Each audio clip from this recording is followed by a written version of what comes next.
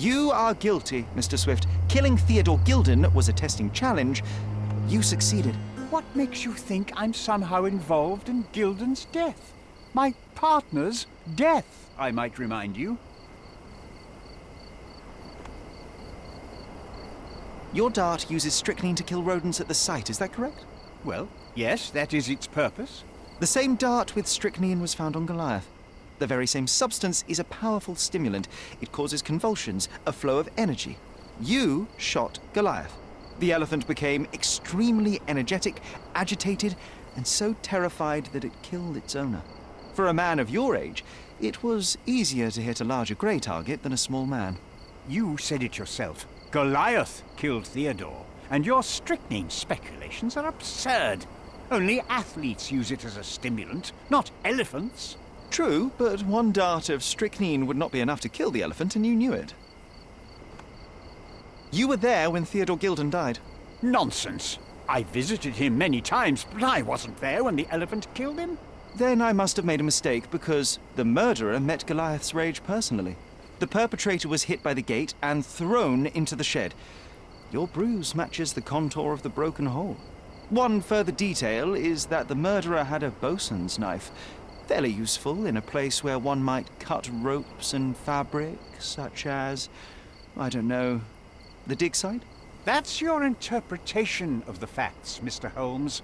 You've simply aligned them to suit your hypothesis. It's not a hypothesis once proven, it's theory, Mr. Swift.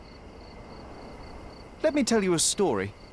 A man spends almost 5 years of his life locating an artifact. He puts every ounce of energy and money into his research. The same man even goes so far as to sign a contract with a ruthless man, a businessman. It was a risk, but the reward would be worth it. Years go by and there's still no result, so the businessman decides to end the man's research. He spits on the research, he promises to bury the site under an eccentric project. All of this is just his whim.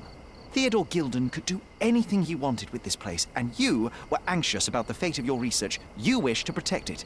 You tried to tame Gilden's eccentricity, but you killed him instead. Theodore wasn't trying to sabotage my career. We had a disagreement, but it wasn't as dire as you describe it. He wasn't a pleasure to talk to, but killing him? Nonsense. Theodore Gilden was a capricious man, extremely impulsive. But the cold-blooded nature of your plan makes you even more dangerous. You feel nothing. You show no remorse. It was simply a calculated move. And that is why you are under arrest. Nothing. You have nothing on me. I think I'll let the police decide if my findings are substantial enough for prosecution.